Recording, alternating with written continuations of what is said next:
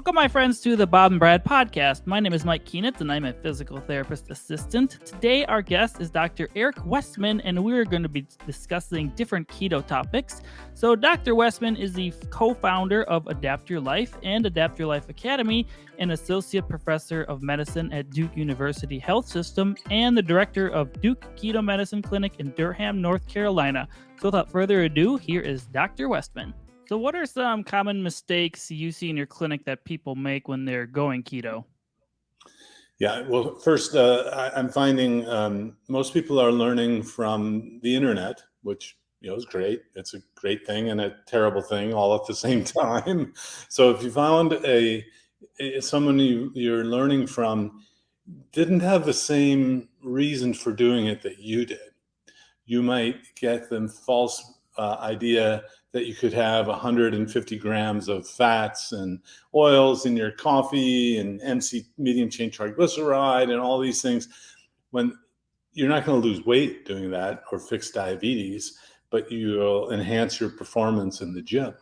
So keto is just a metabolic state, but how you do it depends on what you're trying to accomplish. And in my experience, the obesity treatment, diabetes reversal world, we're not as precise. We're not as complicated or strict, and we don't make people count macros and things like that. We're not obsessed with you being in ketosis all day long. That's not the concern. The concern is results. So I think be careful from who you learned from. Because there are a lot of great internet resources. People come to me having watched my work already having lost 50 pounds, because they've already got started, and it took a while to get in to see me. So, but I do worry if you're on medications that you get taken off and monitored with those medicines safely by a medical person who understands the impact of that. But it's a great practice to be in, because I can, again, what you're trying to accomplish, I can reverse diabetes, I can reverse obesity, heartburn, polycystic ovary syndrome, fatty liver. I mean, I'm an internal medicine specialist, and I practice the best internal medicine that I ever have just by changing the food. And most internists don't know about that. They prescribe pills and shots and things like that. Right. And I would say, too, when you mentioned don't chase ketones, because I've been in keto, and I will say when I started, I have a ketone meter because I'm curious and nerdy, but my ketones were sky high.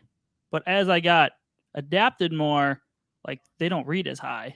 And then you get kind of, I don't know, thrown off, or you feel like you're doing something wrong, but you're still in ketosis. It's kind of weird.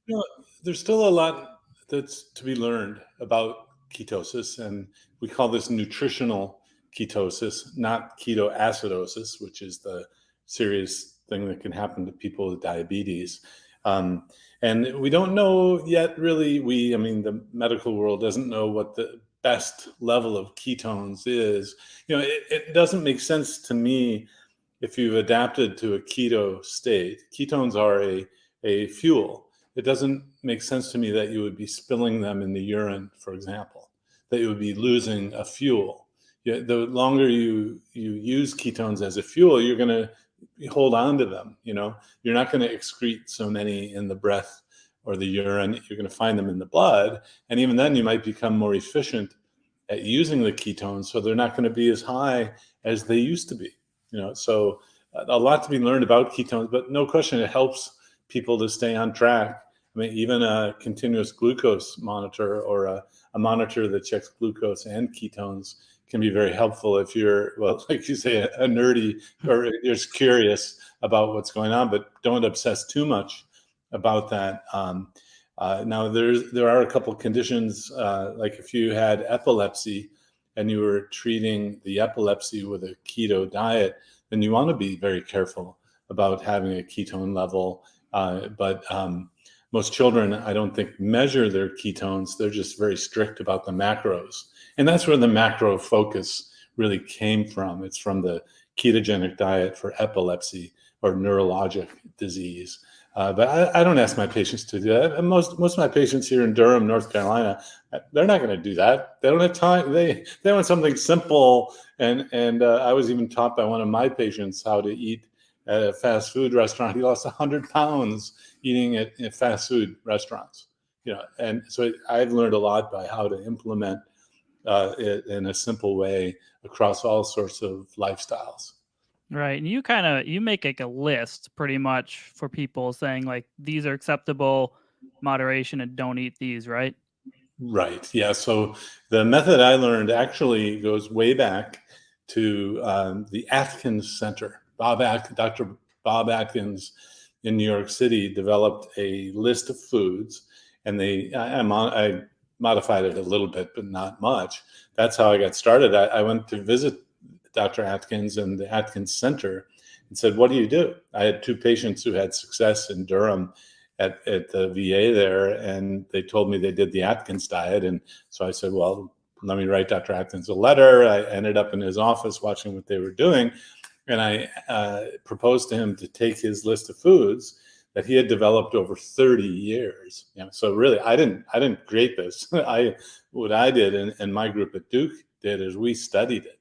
So Dr. Yancey and I did the primary research to see if it was safe. I knew it could work. Two of my patients had great success losing weight, but there was still that nagging question about, is it safe? Is it really something you can do for a long time? And 25 years ago when I got into this, everyone knew it was bad for you.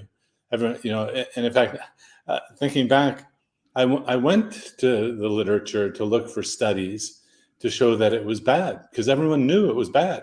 But there were no studies that said it was bad. I mean, there were no very, very few studies saying it was good. I mean, it showed you could actually lose weight, but it didn't say it was safe. But so there was an absence of data saying it was bad. So we started collecting data. And now after 20 years, I think this is one of the healthiest lifestyles you can be on, that minimizes sugar in the blood and minimizes the insulin levels and inflammation levels. So we use a simple list of foods to teach by. Some people come in and I ask them, "What do you eat?" And they say, "Well, I don't have this." No. What do you eat? Not what you don't eat. There are a lot of things you don't eat. And so the simplest way that I've found to teach someone is just say, "Here's a set of foods. Just stay to these foods." You don't have to know what a macro is. You don't have to know what a carb is. I mean, you do have to read, although I have a colleague who does a pictorial version of it, and that's beautiful because it crosses all languages. You can have it's an international translator if everyone knows what a hamburger looks like. Yeah. But yeah, a simple that that's my theme, and we teach that all over the place when we can, to keep it simple, don't overcomplicate things. All right. Where can people find more information about you at? My website is ericwestmanmd.com. So that's ERICWESTMANMD.com. And you can find the different resources we have there. We have a page, we have a book, we have courses you can take on the internet. The company I started, Adapt Your Life, and the Adapt Your Life Academy has resources, free YouTube videos at Adapt Your Life YouTube channel. And you can take courses that we open from time to time at the Adapt Your Life Academy. So we're trying to give our information and teaching in many different ways. And of course, you can see me at Duke University going through the clinical program there. I have to warn you that there's a bit of a wait to get in. I'm sorry about that. That's one reason why we created this company, to get information to people who can't make the trip to Durham. All right. You're just getting too popular, I guess. Well, or the approach is getting popular. One of the two, huh? Yeah. Yeah, I've trained a number of doctors who created practices like this around the country, and that's exciting to see. So we need to train many more people in this way. Really, I use lifestyle. I use food predominantly, some people come to me, they can't exercise. So when I say lifestyle, I really mean diet, the nutrition, and I get to take away medicines. I don't give medicines like most of my colleagues anymore. Right. Well, thank you for joining us today. My pleasure.